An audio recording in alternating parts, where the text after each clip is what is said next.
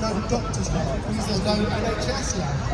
And as that was happening, I read this advert in the BMJ, which went like this. Got that Dr. Adam Kay feeling, which they didn't ask me for, but whatever. Come to Australia. Look, must be a UK graduate, sure. Will work 10 shifts per month. Travel, swim and surf in the sun for 20 days. Accommodation provided. Annual salary package, $240,000. So, when that is being put in front of the noses of doctors in this country, and our own government, who should be looking after us, are saying you can't even have what I was earning 15 years ago, is it a surprise that so many people were leaving? When I left medicine in 2010, I was the outlier. I was the second person in my cohort of hundreds and hundreds of people to leave medicine. I think one person became a pilot, and then I left to do whatever I do now. I can't remember the last time I looked on my Facebook and didn't see one of my former colleagues or my mates from med school who was looking for another life in another industry or another country. And that is the way that things are going, and it's desperately sad, and something needs to change.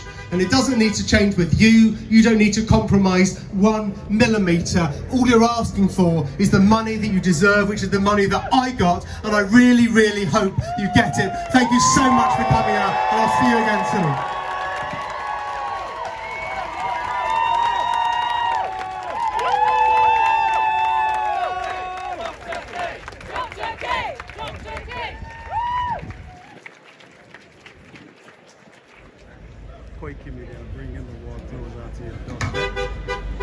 Make some noise for Adam Kay!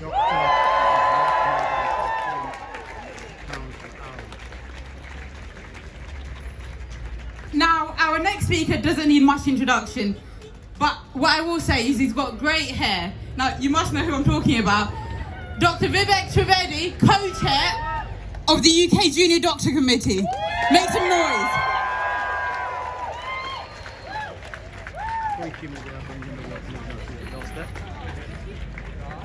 Hello, London! Oh God, it was so good walking down from BMA House with everyone behind me. It sent shivers down my spine hearing you all there. I know people have travelled from far and wide today though, and you know, although we're in the country's capital, the north is where it's at though. So anyone from the north, give us a shout! Yeah, what about the Midlands? And I guess we should recognise that some people are here from London too. Yeah, it's good to see you all. So I want to talk a little bit about fairness and reasonability, because anybody that's been listening to Berkeley will have heard these words repeatedly described about the offer that he's presented to us. But is a 5% offer when trying to reverse a now more than 30% real terms pay cut really fair or reasonable?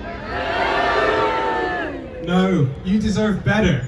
And whilst our wages have fallen, we've seen comparable professions with different skill sets in other industries like finance and business rise. Even just this week, we saw that the average UK workers' pay has gone up by more than 7% in the last year. And in that time, what have we had? We had a 2% uplift last April, and that was it. Is that fair?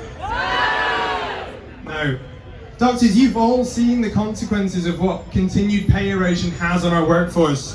Doctors feel undervalued, doctors leave, working conditions get worse, waiting lists explode. Is it fair for doctors to have to continue slogging in a system that's rigged against us? Of my 25 years in UK. No. Enough moral injury has happened. Protests. We've had too long of real terms pay cuts and attacks on our profession. But this doesn't have to go on any further. It's good to reflect on the progress that we've made and to see how we've got here. We're saying we want to be paid what we were in 2008. Not more, not less, just neutral. That's reasonable because no doctor is worth less than they were 15 years ago. We've pushed back.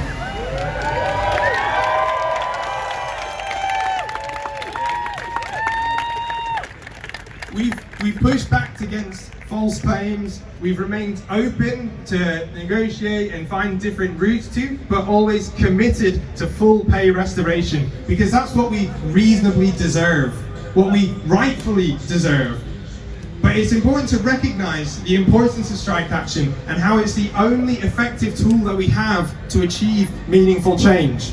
We cannot afford to become complacent or relent, because it's working. Your strike action is working. Your strike action is what's forced the government to acknowledge us and to give us a seat at the table. Without your strike action, we'd still be shut out of these conversations on pay, like we were for months and months and months. Without your action, we'd be disregarded and ignored. Your action is what gave us the influence and the leverage and the attention that we deserve. And even in the last couple of days, we've seen the effects of your action. Senior NHS